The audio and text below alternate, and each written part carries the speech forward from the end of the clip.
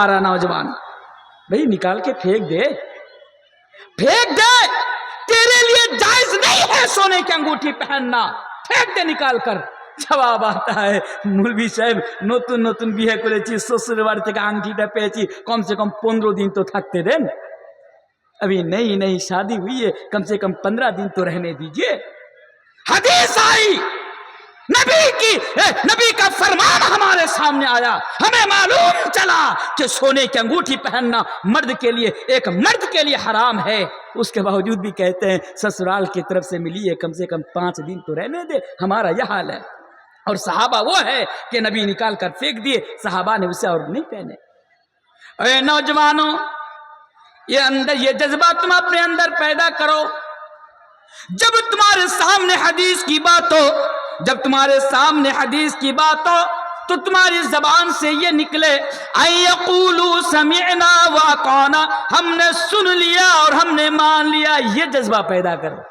लेकिन हम क्या करते हैं, समिअना व असैना, हम सुनते हैं ना फरमानी कर देते हैं, निकाल देते हैं एक कान से। सहाबा की जिंदगी उठा कर पढ़ो। अगर तुम्हें फ्री फायर गेम खेलने से कभी फुर्सत मिले, ओ नौजवानों जरा सहाबा किराम की जिंदगी उठा कर पढ़ो। अल्लाह के प्यारे हबीब जनाब मुहम्मद रसूलुल्लाह सल्लल्लाहु अलैहि वसल्लम एक दफा सहाबा से फरमाया जुमे का दिन तइजलिसू, बैठ जाओ। सारे सहाबा बैठ गए। इतनी देर में मैं नाम भूल रहा हूं, शायद कि हजरत अब्दुल्ला बिन मसऊद रज़ियल्लाहु ताला अन्हु वो यानी मस्जिद के अंदर दाखिल हो रहे थे। अभी मस्जिद के अंदर दाखिल भी नहीं हुए, अभी बाहर ही है, अभी पूरी तरीके से मस्जिद के अंदर एंट्री नहीं लिए, दाखिल नहीं हुए, प्रवेश नहीं किए। अल्लाह के नबी ने कहा इजलिसू, जब सारे सहाबा बैठ गए तो वो भी उस जगह पर बैठ गए, हालांकि वो जगह बैठने की नहीं थी। नबी की नजर पड़ी, अल्लाह के नबी ने फरमाया ऐ अब्दुल्ला, क्या बात है, तुम वहां पर क्यों बैठे? जवाब आया अल्लाह के रसूल आपने कहा इजलिसू, बैठे जाओ, यह जुमला मेरे कान में आया, मैं बैठ गया। जरा देखो तो सही, समीना व अताअना का जज्बा क्या होता है, एक मुसलमान को कैसा गुना चाहिए। मेरे भाइयों यही तो है, एक मुस्लिम नौजवान को कैसा गुना चाहिए, यही तो है कि जब उनके सामने हदीस की बात हो, जब उनके सामने शरीयत की बात हो तो फौरन वो उसके ऊपर अमल कर ले, बहानाबाजी ना करे। जरा देखे तो सही, सही हदीस है अल्लाह के प्यारे नबी जनाब मुहम्मद रसूलुल्लाह सल्लल्लाहु अलैहि वसल्लम एक दफा जूते में नमाज पढ़ रहे थे। हदीस को सुने, जूते में नमाज पढ़ रहे थे, पीछे सहाबा भी जूते में नमाज पढ़ रहे थे। दौराने नमाज अल्लाह के नबी अपना जूता उतार कर बाजू में रख देते हैं, साइड में रख देते हैं। सहाबा किराम भी अपना अपना जूता उतार कर बाजू में रख देते हैं, साइड में रख देते हैं। अल्लाह के नबी जब सलाम फेरे, सलाम फेरने के बाद सहाबा से फरमाया ऐ मेरे साथी, ऐ मेरे सहाबा, क्या बात है, तुम लोग क्यों जूता उतार दिए, तुम लोग क्यों जूता उतार दिए? सहाबा से कहा देखिए अल्लाह के नबी जूते में नमाज पढ़े, सहाबा भी पढ़े, अल्लाह के नबी जूता उतार के साइड में रख दिए, तो सहाबा भी जूता उतार कर साइड में रख दिए। सहाबा भी देखे, अल्लाह के नबी ने फरमाया तुम लोग क्यों उतार दिए? मैंने तो इसलिए उतारा क्योंकि मैं जब नमाज की हालत में था तो हजरत जिब्रील मेरे पास आए और मुझे बताया कि जूते के नीचे गंदगी है, जिसकी वजह से मैंने बाजू में रख दिया, तो तुम लोग क्यों उतारे? सहाबा ने जवाब दिया अल्लाह के रसूल आपको उतारते देखा, हम लोगों ने उतार दिया। यह जज्बा कब पैदा होगा? आपको उतारते देखा, हम लोगों ने उतार दिया, यह जज्बा हमारे अंदर कब पैदा होगा? जरा आओ और एक चीज मैं आपके सामने बयान कर देता हूं, समीअना व अताअना का जज्बा कैसा होना चाहिए। इस्लाम की इब्तिदाई दौर में बहुत ज्यादा शराब पी जाती थी। वो नौजवानों, ये बस मैं आपके लिए कहकर जा रहा हूं, इब्तिदाई दौर में ज़माना-ए जाहिलियत में बहुत ज्यादा शराब पी जाती थी। शराब पीना ये मामूली बात थी, शराब पीना ये आम बात थी। ابھی اسلام کی ابتدائی دور میں بھی اگر آپ اتہاس اٹھا کر پڑھیں گے، اگر آپ تاریخ اٹھا کر پڑھیں گے تو آپ کو معلوم چلے گا کہ اسلام کی ابتدائی دور میں مسلمان بھی شراب پیا کرتے تھے، چند صحابہ بھی شراب پیا کرتے تھے، ابھی شراب حرام نہیں ہوئی تھی۔ اور لوگوں ذرا اسے سنو، اور میں یہ کیوں بیان کر رہا ہوں اس کا جواب بھی میں آپ کو دوں گا، بس میں نوجوانوں کی توجہ چاہتا ہوں۔ قرآن کی پہلی آیت شراب کے تعلق سے نازل ہو جاتی ہے، یسألونک عن الخمر والمیسر قل فیہما اسم کبیر ومنافع للناس واسمہما اکبر من نفعہما۔ شراب کے تعلق سے پہلی آیت نازل ہو جاتی ہے، اللہ تبارک و تعالیٰ فرماتا ہے یسألونک عن الخمر والمیسر قل فیہما اسم کبیر۔ اے نبی، جب شراب کے بارے میں اور جوا کے بارے میں آپ سے سوال ہو تو آپ یہ بتا دینا کہ ان میں برائی ہے، ان میں گناہ ہے، ان میں نقصان ہے اور ان میں فائدہ بھی ہے۔ پھر آگے بیان فرمایا ان کا فائدہ ان کے نقصان، یعنی ان کا نقصان ان کے فائدے سے کئی گنا زیادہ ہے۔ میرے بھائیو، یہ پہلی آیت تھی، پھر بھی لوگ شراب پی رہے تھے، مسلمان بھی شراب پی رہے تھے، بہت سارے تھے شراب نہیں پی رہے تھے۔ پھر قرآن کی دوسری آیت نازل ہو جاتی ہے، یا ایھا الذین آمنوا لا تقربوا الصلاۃ وانتم سکریٰ۔ یہ شراب کے تعلق سے دوسری آیت ہے، یعنی تم نماز کے قریب ہی مت جاؤ نشے کی حالت میں۔ اچھا، یہ دوسری آیت تھی۔ اب دیکھیے تیسری آیت، جو اسی سے میں آپ کو پیغام دینا چاہتا ہوں۔ تیسری آیت نازل ہو گئی شراب کے تعلق سے، یا ایھا الذین آمنوا انما الخمر والمیسر والانصاب والازلام رجس من عمل الشیطان فاجتنبوه لعلکم تفلحون۔ اب شراب کے تعلق سے فائنل اعلان آ گیا، یعنی اللہ تبارک و تعالیٰ نے شراب کو ہمیشہ ہمیشہ کے لیے حرام کر دیا۔ اب شراب کے حرمت کے تعلق سے واضح طور پر قرآن کی آیت نازل ہو گئی۔ حضرت انس بن مالک بیان فرماتے ہیں، میں حضرت ابو طلحہ کے گھر میں موجود تھا اور چند صحابہ کو میں شراب پلا رہا تھا۔ غور کرے، حضرت ابو طلحہ کے گھر میں موجود تھا اور میں چند صحابہ کو شراب پلا رہا تھا۔ ایک آنے والا آیا اور خبر دی کا کہ اللہ تبارک و تعالیٰ کی طرف سے قرآن کی آیت یعنی قرآن کے اندر آیت نازل ہو گئی، ہمیشہ ہمیشہ کے لیے شراب حرام کر دی گئی۔ اب مسلمانوں کے لیے شراب پینا حرام ہے۔ پھر اس نے جب کہا کہ انس، کیا تم کو خبر نہیں پہنچی؟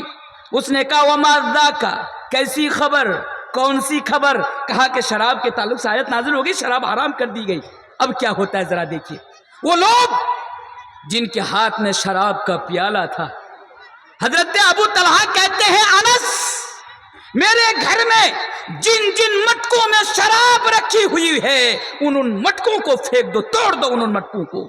جن جن صحابہ کے گھر میں شراب رکھی ہوئی ہوتی ہے صرف شراب نہیں پھینکتے، ان برتنوں کو بھی توڑ دیتے، ان برتنوں کو بھی پھینک دیتے، ایسا لگتا کہ مدینے کی گلیوں میں شراب کا سیلاب آ گئے ہو۔ میرے بھائیو، یہ حال تھا، غور کرے، یہ حال تھا۔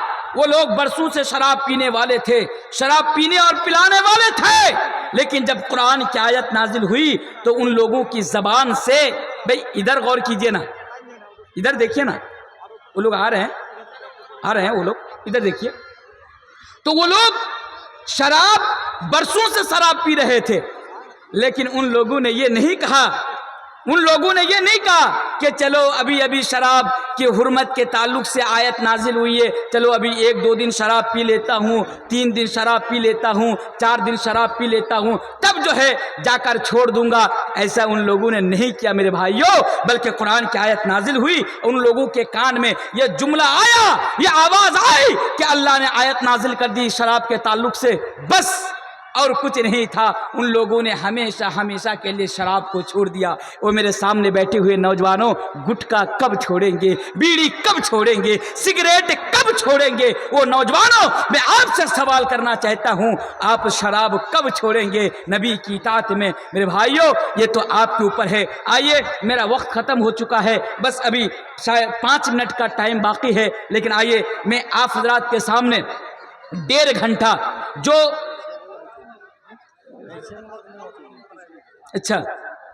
جو پیغام دینا چاہ رہا تھا آپ لوگوں کو 1.5 گھنٹے میں نوجوانوں کے تعلق سے، تو میں نے 2 پیغام آپ لوگوں کے سامنے رکھے. ایک پیغام اپنی جوانی کی امپورٹنس کو سمجھے, جوانی کا مس یوز نہ کرے. دوسرا پیغام نبی کی اطاعت کو لازم پکڑ لے, اسی میں کامیابی ہے. نبی کی زندگی کو اسوہ مان کر زندگی گزارو, اسی میں کامیابی ہے. تیسری چیز میں اور کامیابی نہیں ہے میرے بھائیوں, یعنی دوسروں کسی اور کی کاپی کو زندگی گزارے چاہتے ہوئے. اور تیسری چیز اہم اور سب سے امپورٹنٹ پیغام آپ حضرات کے سامنے 5 منٹ کے اندر دے کے جا رہا ہوں, ابھی 5 منٹ باقی ہے. وہ کیا ہے؟ اپنے ایمان کی حفاظت کرو, ایمان کی حفاظت کرو. کیوں؟ مختصر طور پر یہ جو دور ہے نا آج کے دور میں, یہ فتنہ بڑی تیزی کے ساتھ آج پھیل رہا ہے. بڑے آپ ساؤتھ کے اندر چلے جائیں, ادھر ادھر آواز نہ کرے, شانتی بنائے رکھیں. اگر میں بھی بول دوں, آواز آ رہی ہے بہت زیادہ.